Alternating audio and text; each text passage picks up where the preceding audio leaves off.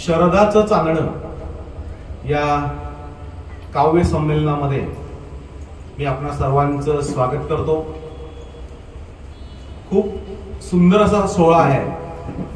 शरद फर्डे भाऊसाहेबांचा आज 40वा वाढदिवस आहे आणि या 40व्या वाढदिवसानिमित्त 40 कवी 40 साहित्यिक हे आपलं मनोगत इथे व्यक्त करणार आहेत, आपली कला सादर करणार आहेत आणि त्याचबरोबर त्या 40च्या 40 साहित्यिकांचा इथे सन्मानही होणार आहे। म्हणजे सध्याच्या काळामध्ये साहित्यिक कवी यांचा सन्मान होणं ही खूप कठीण गोष्ट झालेली आहे की साहित्यिकांना गृहीत धरलं जात नाही, कवींची दखल घेतली जात नाही आणि त्याच्यामुळं समाजाचा ऱ्हास होत चाललेला आहे। खरं तर जगातल्या जेवढ्या क्रांत्या झालेल्या आहेत त्या सगळ्या क्रांत्यांमध्ये लेखकांचा आणि कवींचा हा खूप मोठा वाटा आहे।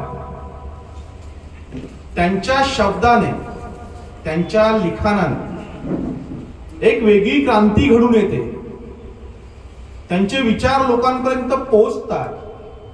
ते जर विचार प्रभावशाली असले तर बंदुकीच्या गोळीची गरज नसते, कुठल्याही हत्याराची कुठल्याही तलवारीची गरज नसते, एवढी ताकद त्या शब्दांमध्ये असते आणि ते शब्द लिहिणारे, ते शब्द लोकांपर्यंत पोहोचवणारे कवी साहित्यिक यांचं ज्या समाजामध्ये स्थान सर्वोच्च असतं तो समाज सर्वश्रेष्ठ असतो।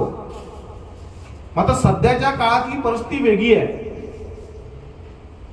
कोणी कविता वाचत नाही, साहित्य वाचणं किंवा सध्याच्या मुलांना विचारलं साहित्य म्हणजे काय तर ते आपल्या मोबाईलवर व्हॉट्सअपवर येतं ते साहित्य असं समजलं जातं।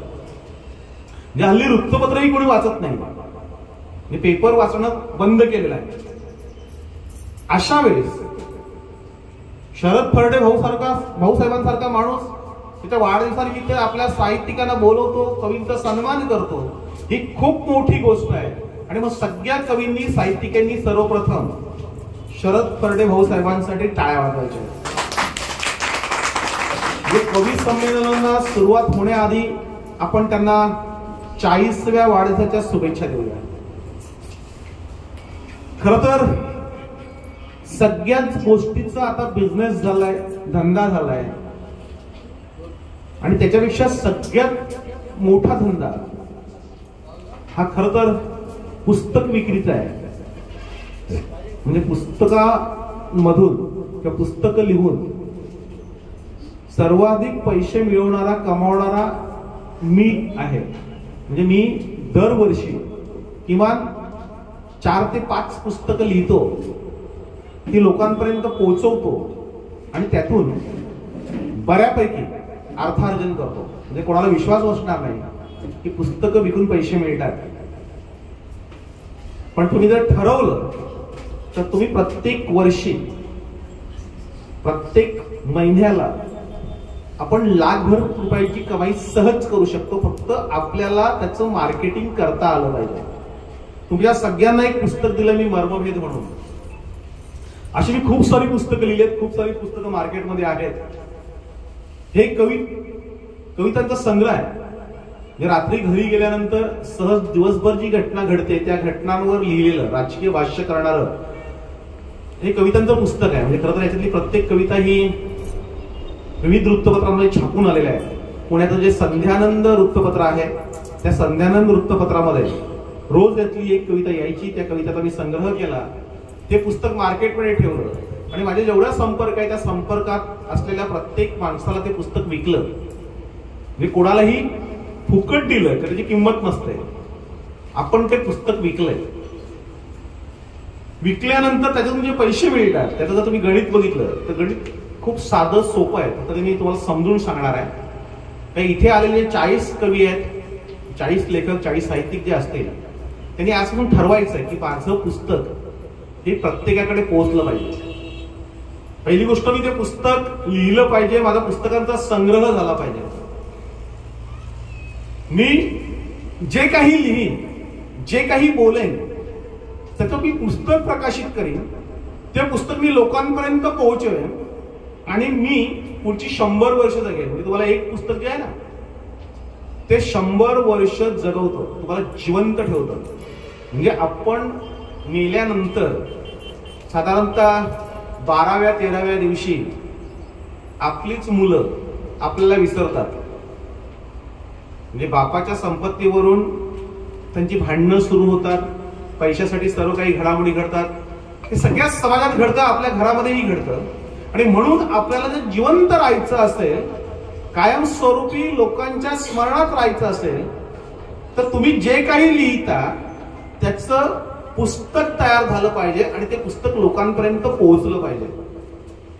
जर ते आपल्याला करता आलं नाही तर मशालच्या माध्यमातून शरद फराटे भाऊसाहेबांनी एक उपक्रम राबवलेला आहे की इथे जो मशालचा स्टुडिओ आहे त्या स्टुडिओमध्ये तुम्ही या, तुमची कविता बोला, तुम्हाला काहीतरी व्याख्यान द्यायचं असेल ते व्याख्यान द्या, तुम्ही जे काही बोला ते लिखित स्वरूपात आमच्याकडे द्या.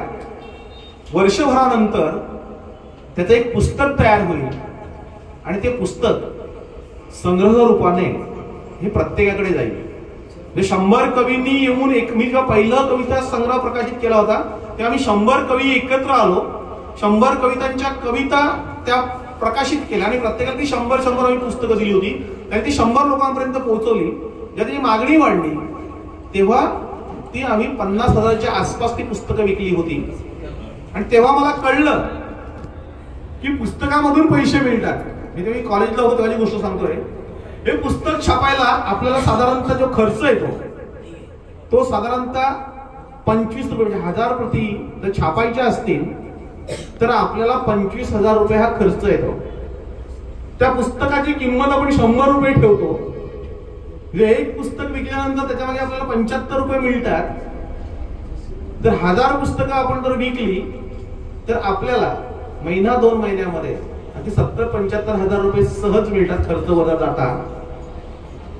म्हणजे आपण जर महिन्याला आपल्याला किती पैसे मिळाले याचं जर गणित काढलं तर कुठलाही नोकरदारापेक्षा कवी किंवा लेखक हे जास्त कमावतात. तुम्ही बघा, पूर्वीचे कवी, पूर्वीचे लेखक, आज ज्यांच्या नावाने आपण सगळ्या गोष्टी करतो ते महान कवी, ते महान साहित्यिक, म्हणजे त्यांच्या मृत्यूनंतरही ते अजून रॉयल्टी त्यांच्या कुटुंबियांना मिळते. एवढंच त्यांच्या साहित्यामध्ये दम होता. त्याच्यानंतर जे साहित्यिक आले ते हौशे खातर, मौजे खातर लिहायला लागले आणि त्याच्यातून अर्थार्जन होतं हे कुणालाही कळलं नाही, कोणाला ते समजलं नाही. आणि त्याच्यामुळे आम्ही फक्त आमच्या नावासाठी किंवा आमच्या हौशेसाठी आम्ही लिहित राहिलो. आपण आजपासून ठरवायचं आहे, म्हणजे शरद भाऊ साहेब यांच्या वाढदिवसानिमित्त आपण एक संकल्प करूया की आमच्या प्रत्येकाचं एक जे पुस्तक आहे ते प्रकाशित झालं पाहिजे. सहज सोपं आहे. 100 कविता असतात. आपले कवी जे आहेत आपण ते कवी रोज 1-2 कविता सहज लिहिता येते, सहज आपण लिहू शकतो. की हल्ली पूर्वी काय सांगितलं जायचं की कविता लिहिणं ही खूप कठीण आहे. आपल्याला भाषा आपली सांगितली जायची, आपल्याला आपले विचार सांगितले जायचे, अगदी ऱ्हस्व दीर्घ तपासलं जायचं. मी जेव्हा 18व्या-19व्या वर्षी पत्रकारितेमध्ये आलो, लिहायला लागलो आणि 23व्या वर्षी संपादक झालो त्यावेळेस मी सांगितलं आमच्या पत्रकारांना की ऱ्हस्व दीर्घ हा सोडून द्या, तो आपला खेळ नाही. व्याकरण आपल्याला आपल्या बाप जन्मात जमणार नाही, कारण ते आपल्याला कोणी शिकवलं नाही, कारण आपल्या शिक्षकांनाच व्याकरण माहित नव्हतं. आमची अट फक्त एकच आहे की मी जेव्हा पाटील लिहीन तर ती पहिला का दुसरा हे बघणार नाही, फक्त ते पाटीलचं पाटल व्हायला नको किंवा पाटील व्हायला नको, ते पाटील वाचता आलं पाहिजे. ती विलांटी पहिली का दुसरी ती बघू नका, कारण आमच्या समोर बहिणाबाईंचा आदर्श आहे. बहिणाबाईंची बोली भाषा काय होती? त्या शुद्ध भाषेत लिहित होत्या का? पण त्यांच्या कविता आजही आद्रामर आहेत आणि त्या आद्रामर असल्याने आजही त्यांच्या कविता प्रत्येकाच्या तोंडामध्ये आहेत. मग त्यावेळेस आपण कोणती कॅटेगरी लावली त्यांच्या कवितांना? तर कुठलीही कॅटेगरी त्या कवितांना लावली नव्हती. आपण त्यांचं ऱ्हस्व दीर्घ बघितलं नव्हतं, आम्ही त्यांची बोली भाषा बघितली नव्हती. पण आजही शहापूरच्या एका छोट्याशा गावामध्ये छोट्याशा घरामध्ये बसून आज मी बहिणाबाईंचं नाव घेतो, त्याचं उदाहरण देतो. एवढं प्रचंड काम कवितेच्या लेखणीमध्ये आहे, ती ताकद त्याच्यामध्ये आहे. म्हणून प्रत्येक कवीने ठरवलं पाहिजे, मी माझ्या हौशेसाठी लिहिणार नाही. म्हणजे हल्ली काय झालं, कवी कवी आहे हे सांगितल्यानंतर शेजारी बसल्याच्या अंगावर काटा येतो. म्हणजे बसमध्ये प्रवास करताना एकमेकांची ओळख करून देताना दुसरा जे तुम्ही काय करता तर त्याने सांगितलं मी कवी आहे. कवी त्याला म्हणजे तुम्ही काय करता, तो सांगतो मी मुक्का आहे. हे कटकटत नाही, मी नुसता मुक्का नाही, ते बहिरा पण आहे. हे तू माझ्या कविता तुझ्या ज्या आहेत त्या म्हणून ऐकवू नको. म्हणजे कवींबद्दल बघण्याचा जो दृष्टिकोन आहे तो जर बदलायचा असेल तर आपल्याला आपली लेखणी धारदार केली पाहिजे. ती लेखणी धारदार करून चालणार नाही, तर ती संग्रहित असली पाहिजे. तिचं लिखित स्वरूपात पुस्तक निर्माण झालं पाहिजे. आणि आपण पुढची 100 वर्ष कशी जगू, जिवंत राहू हे बघितलं पाहिजे. मी तुमच्या हातामध्ये आता एक पुस्तक दिलंय, हे साधारणतः खूप साऱ्या प्रति मार्केटमध्ये या पुस्तकाच्या आहेत. अशी खूप सारी पुस्तकं आहेत. आता इथे एकच पुस्तक आलंय. ते हे पुस्तक तुमच्याला दिल्यानंतर तुम्ही ते फेकून देणार नाही, तुम्ही ते रद्दीत विकणार नाही. तुम्ही वाचल्याने तुमच्या घरामध्ये ठेवलं तर येणारा माणूस वाचेल, कोणतरी ते घेऊन जाईल. याच्याकडून त्याच्याकडून तो प्रवास सुरू असतो. म्हणजे साधारणतः एक पुस्तक कसं पण झालं तर ते 1000 माणसांपर्यंत पोहोचतं. म्हणून आजचा आपला या वाढदिवसाचा एक संकल्प असेल की आमच्या प्रत्येक कवीचं एक पुस्तक आलं पाहिजे.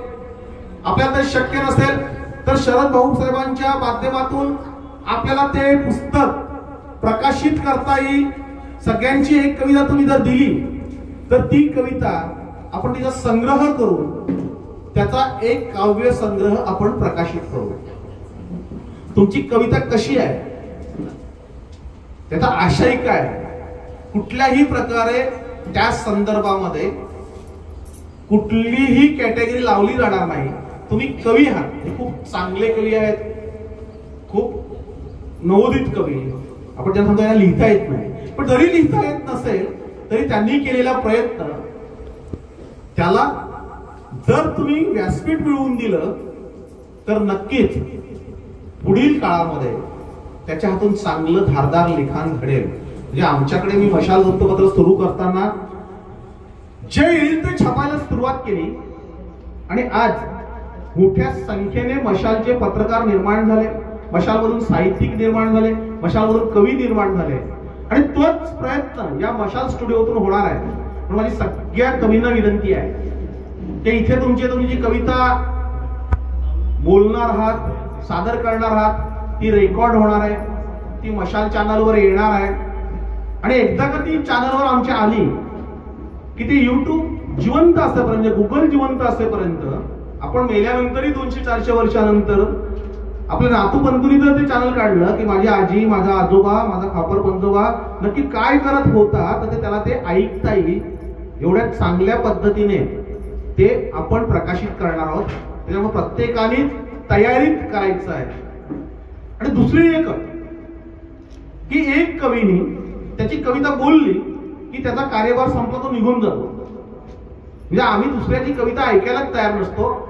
म्हणजे प्रत्येक काव्य संमेलनात बघतो, मी अनेक काव्य संमेलनांमध्ये अध्यक्ष असतो, प्रमुख पाहुणा असतो, बघतो तर ज्यांनी कविता वाचली तर जो बोलला तो निघून जातो. आणि मग ज्याची शेवटी ज्या कविता राहतात ते फक्त त्यांचे तेच ऐकतात. आपल्यामध्ये स्पर्धा झाली पाहिजे. तो कसा बोलतो त्याच्यापेक्षा मी पुढच्या वेळेस कसा चांगला बोलेन, त्याचे हावभाव काय आहेत. कारण लक्षात ठेवा, वाचून कविता दाखवणं त्याच्यापेक्षा न बघता ती कविता सादर करणं ही खूप मोठी कला असते.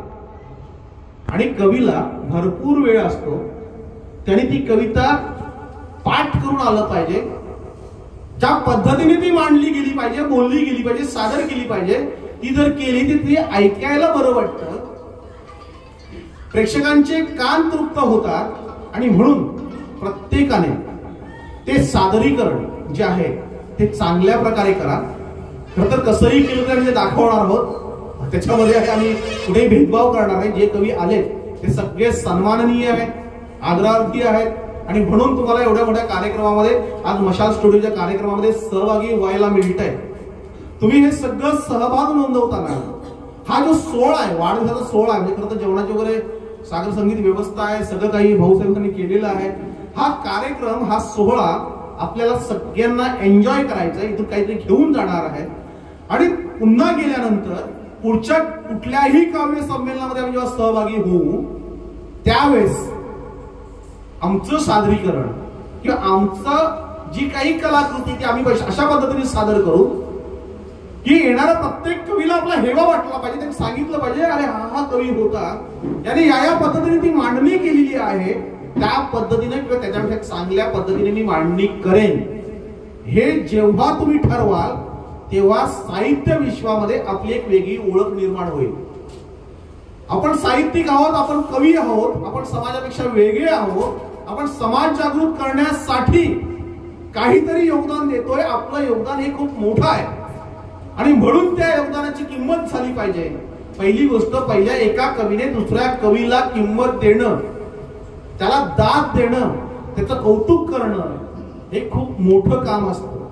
कारण आमच्यामध्ये साहित्यिकांमध्ये, लेखकांमध्ये, कवींमध्ये अशी स्पर्धा असते, कमीच मोठा आहे, माझीच कविता चांगली आहे, दुसऱ्याला काही कळत नाही, दुसऱ्याला काही जमत नाही, हा जो अहंकार आमच्यामध्ये आहे त्याच्यामुळे आम्ही कोणालाच चांगलं सांगत नाही आणि दुसरेही आम्हाला चांगले सांगत नाही. हा जर अहंकार आम्ही संपवला, एकमेकाच्या हातात हात घालून काम केलं तर साहित्य विश्वामध्ये आपण चांगल्या प्रकारे निर्मिती करू शकू. आज तो संकल्प करूया आणि 40 कवी हे नक्कीच आज शहापूरमध्ये हे शहापूरचं व्यासपीठ गाजवतील. जो शरद फर्डे यांचा जो संकल्प आहे तो संकल्प सिद्धीस नेतील. पुन्हा एकदा आवाहन करतो, आजचं कवी संमेलन आणि त्याच्यानंतर तुम्ही कधीही या. म्हणजे खरं तर सकाळी 10 वाजता तुम्ही जर आले तर आमचे पत्रकार दीपक चंदे इथे आहेत, ते तुमचं रेकॉर्डिंग करतील. तुम्हाला बोलता येत असेल तर तुम्ही बोला, तुम्हाला लिहिता येत असेल तर ते वाचून दाखवा, कविता करणार असाल, गाणी करणार, जे काही असेल ते या शहापूरच्या मशाल स्टुडिओ मधून चित्रित केलं जाईल, रेकॉर्डिंग केलं जाईल आणि त्याच्यानंतर मशाल चॅनलवर विनामूल्य ते प्रकाशित केलं जाईल. मी तुम्हा सगळ्यांना धन्यवाद देतो.